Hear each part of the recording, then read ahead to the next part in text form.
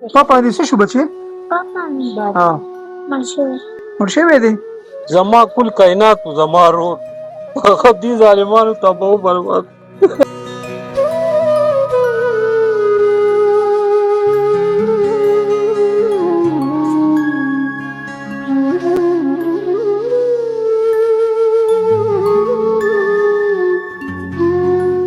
موږ دې واړو سره ځم خو سخر نشته، خواښې نشته، ټول ځان ته دي. دا ماشومان دي چې غریب سړي سره به یې 1000 دا امداد داسې کولو چې هغه پیسې به یې واپس نه اخیستې. هغه بار وته ده بیا موږ له چا ور ووالو وایي خور وایي ویم څوک یې وایي خور وایي شوکت یې ویشتو. دا سوچونو کې یم چې یو دونه نیک سړی او ښه سړی او واړه بچي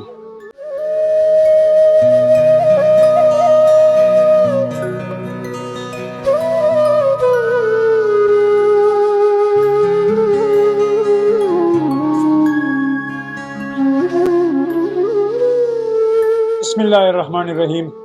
قدرمنو پښتنو، دا هغه کونډه به زه یاده کړم ځکه چې دا پرون کونډه نه وه، دا نن کونډه شوې ده او دا په عدت کې هم ده. زه دیو سره خبرې کوم چې لکه پرون شوکت په دې کور کې و، زنده دل ګرځېدو، بېګا دلته د بده مرګه د ډزو ښکار شوی دی. تاسو دا ګلالان غوندې کې ماشومان دا ګوري لکه چې دا په دې خبرو پوهېږي نه چې لکه شوکت سره څه سوي دي. یقینا دا به سبا راغټېږي او هر سړی به دې نه دا تپوس کوي. دوی به په خپل مور نه تپوس کوي چې بهی زموږ هغه پپا څه شو، لکه هغه خورکۍ موږ سره ناسته ده چې شوکت آیا څه داسې د چا خونه ړنګه کړې وه چې داسې په بده مرګه یې بار یې ووژلو.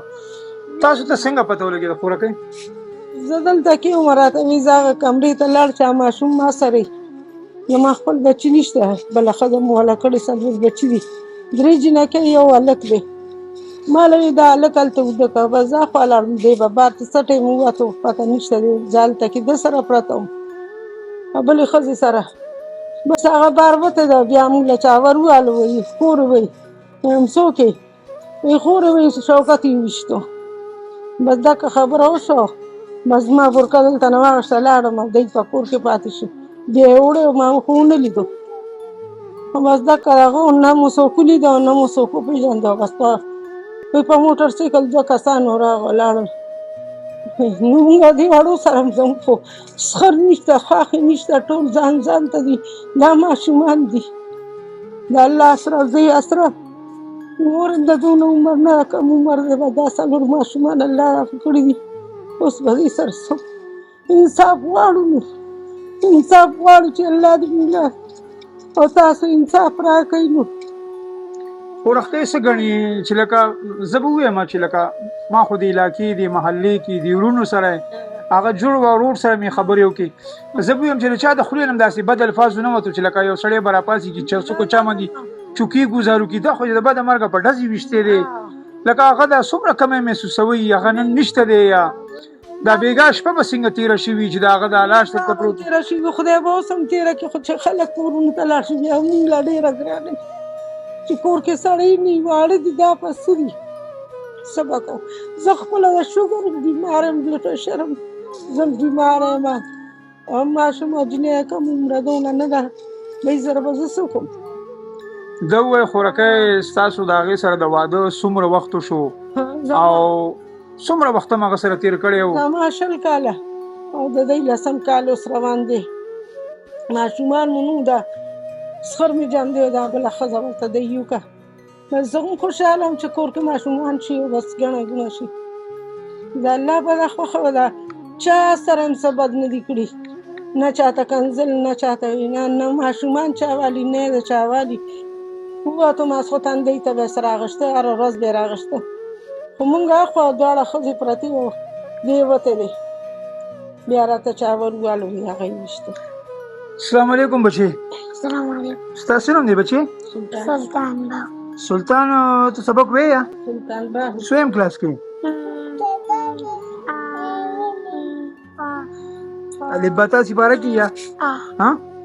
او پاپا دې څه شو بچې؟ پاپا مې مړ شوی. مړ شوی دی؟ څنګه مړ شو؟ تا ته پته وه؟ تا لیدلی و ها نه دا ټوټه کې او بیا اوس تپوس نه کړي چې پاپا څه شو چېرته دی هغه بیا زرګټو پسې ورغلو داسې کیکونه واخیستلو او بیا راغی ها او چې بیا راغی نو بیا یې کور نه ډک دلته نه راغلی او تا لیدلی و چې هغه دلته بېګا پروت و هغه جنازه وه دغه وه تا نه پته ده شبه چې خبر راته وي ها خواږه دې څه خبرې وکړه قدرمنو دا هغه بچی پاپا دې لیدلی و بابا ها چېرته دې لیدلی و دا دلته بار کوڅه کې کوڅه کې څه وشوه دا پیغلان ډزې پې وکړې کوم ځای باندې لګېدلی و په دې او پاپا به دې له شیزونه ممونه راوړله ها وایي د اوبو په ځای کې ورته جوسونه چیانې راوړي اوس چې پاپا نشته نو دا به څه کوئ بچې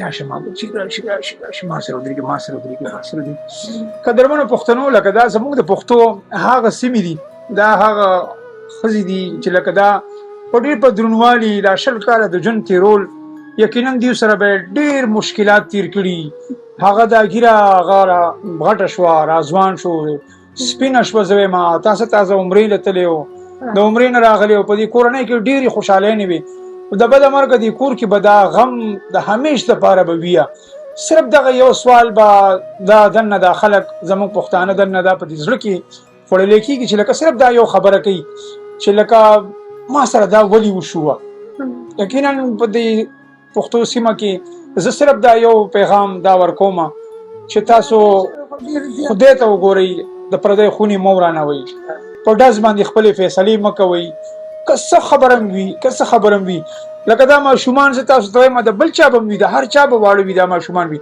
خو دا به سبا راغټېږي او دا به بیا چې دی لکه چا بار پیغور ورکو زموږ د پښتو په ژبه کې دا به هم ځي او دا به بیا د هغه پلار دغه کوي خو رقیه الله دې ستاسو په حال باندې رحم وکړي او انشاءالله د هغې قاتلان به هم ګرفتارېږي زموږ پولیس اودنې دي ویښ دي خو الله دې تاسو له صبر درکړي چې یو عدالتي اهلکار دی چې دا په یو سیول جج سره سټینوګرافر و شوکت الله شاه نومیږي بېګا په بده مرګه باندې مونږ په هغه مقام په هغه ځای باندې ولاړو چېرته چې دا د هغه ډزو ښکار شوی دی ما سره د هغوی دا ورونه دا رشتهداران د دې علاقې دا محلې دا خلک موجود دي دوی سره به خبرې کوو تفصیلا چې دا واقعه بېګا څنګه راپېښه شوه کفایت به ستاسو ټایم راکولو ډېره مهرباني دا راته ووایه چې دا شوکت الله شاه خو ماشاءالله داسې ښکلې ږیره د هغه په سر دا ټوپی دا دیندار مخ د هغې ښکارېږي هغه هم راغو لکه د بدو ښکار شو د ډز ښکار شو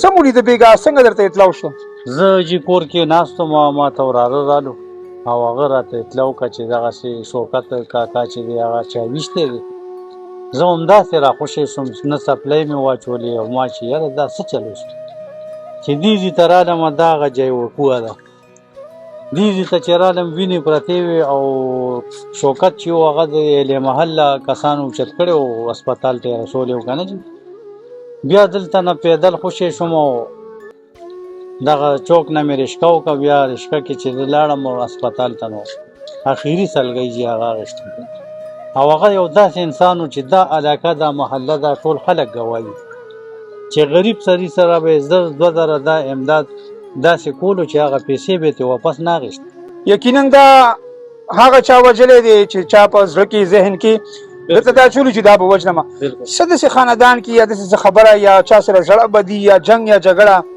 داسې شته یا نن چې دی دا شوکت نشته زموږ منځ کې نه جي داسې زموږ هېڅ چا سره هم داسې څه قسمه دغه نشته ټولو خلکو سره زموږ ښه سولې صفایانې او هر یو شی دا دغه دي که نه داسې څه نه زموږ دشمني تېره ده نه څه داسې نوره څه لانجه ده ښه روټین سره د ده ژوند تېرېدو زما دا رور دی دا دواړه جوړ وو که نه دی به یو ځای ډیوټۍ له تله یو ځای به راتله ښه ریلکس ماحول و دا اوس والله علم چې دا مسله جوړه څنګه شوه او دا ده ته دا داسې ولې دا ده سره وشو که نه دا سوچونو کې یم چې یو دونه نیک سړی او ښه سړی او واړه واړه بچي اخرنی ملاقات شو د مرګ نه مخکې د ملاقات څومره کمې د هغه محسوس کې خو به تاله یادېږي نن نشته دی.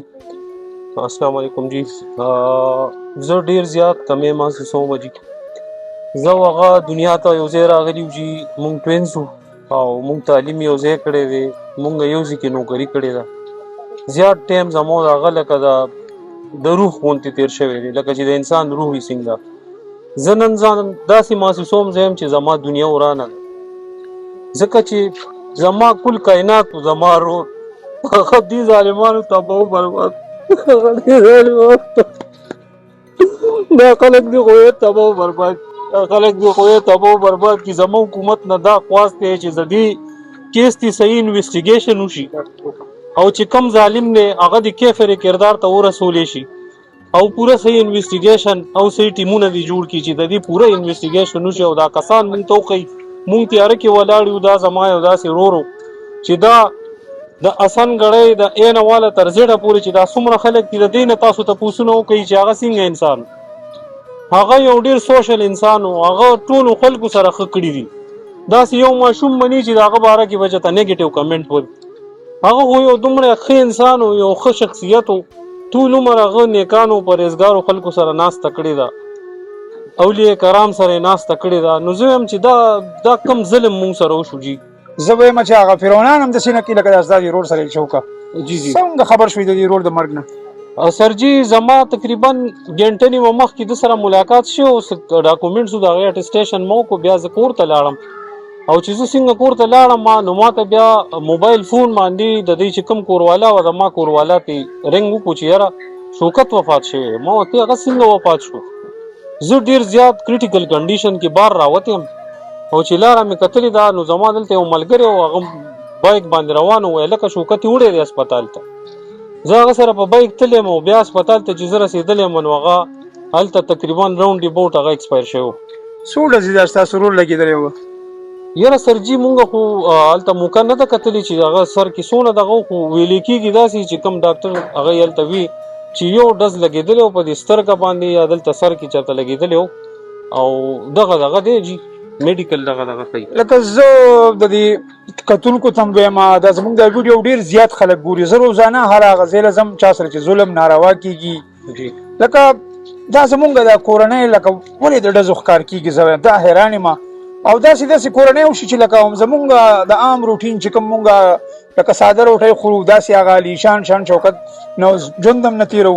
تاسو خپل هم چې یو د انصاف د تلو سره چې دی هغه ځای کې ډیوټي هم کوئ لکه اوس تاسو به موږ دا تمه کوئ چې زه د هغه په جوډیشلي کې روزانه هلته د پردو خلکو فیصلې کوم، پردو خلکو له هغه خپله حق ورکوو. جج له کله تاسو وایي چې حقیقت داسې نه دی داسې دی. تاسو هم خلک څنګه دا پیښې لکه راپېښېږي د کام قبیلې د خلکو ته د کتونکو ته څه پیغام داسې ورکوئ؟ د کام قبیلې کتونکو ته زما دا پیغام دی چې الله ته وګورئ او د رب واسطه وکړئ چې تاسو ګواهي مه پټوئ. کم موقع باندې کم کرایم وشي د هغې که یو کسي که دوه کسي د هغې شواهد خو کلیر خلکو ته وایي چې یاره دا مسئله ده. زمون قرآن پاک کی وړوکی شان ټکی دی ولا تکتموا الشهاده، یعنی تم لوگ شهادت کو مت چھپاؤ. بېشک باوجود د دې چې لکه مونږ خلک اکثر تاسو نن سبا ګوري په دې سوشل میډیا مړې وشي خلک لګي ویډیو بم جوړي پروت بمي ماجاش تک چا کې داسې لکه هغه به وي چې زه به دې سره ښېګړه وکړم کېدای شي زما هغه 2 منټه هغه اوچتول د هغه لپاره فایدهمند شي د هغه ژوند بد شي. جی هغه ویلن ټایم ونسي او الله پاک هغه له نوې زندګي ورکړي. نو بس دغه یو پیغام دی جی چې د یو بل سپورټ وکړئ.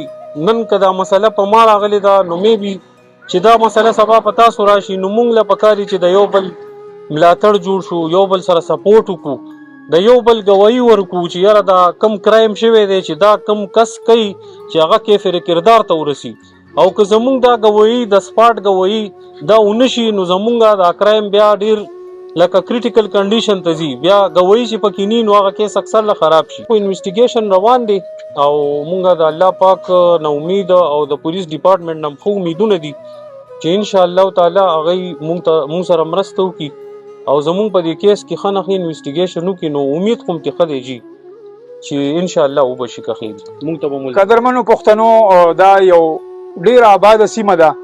دا ما سره دا دورونه ولاړ دي دا متاثره دي د دې ورور وفات شوی دی د ډزو ښکار شوی دی زه به کوشش کوم تاسو ته ښیم چې لکه دا کورنۍ چې وي دا ډېرې په مشکله جوړېږي. اول سړی راودرېږي، سبق وایي، سبق نه پس بیا هغه ته نوکري جاب میلو شي، د جاب نه پس ته بیا هغه ته کام قبیله جوړ شي، بچي شي. زه به تاسو ته هغه یتیمانان ماشومان هم یو څو ساعت پس ته ښیم، کوشش به کوم دیو کور ته ځمه، کیدای شي دیو هغه مورکۍ سره هم زه مخامخ شمه.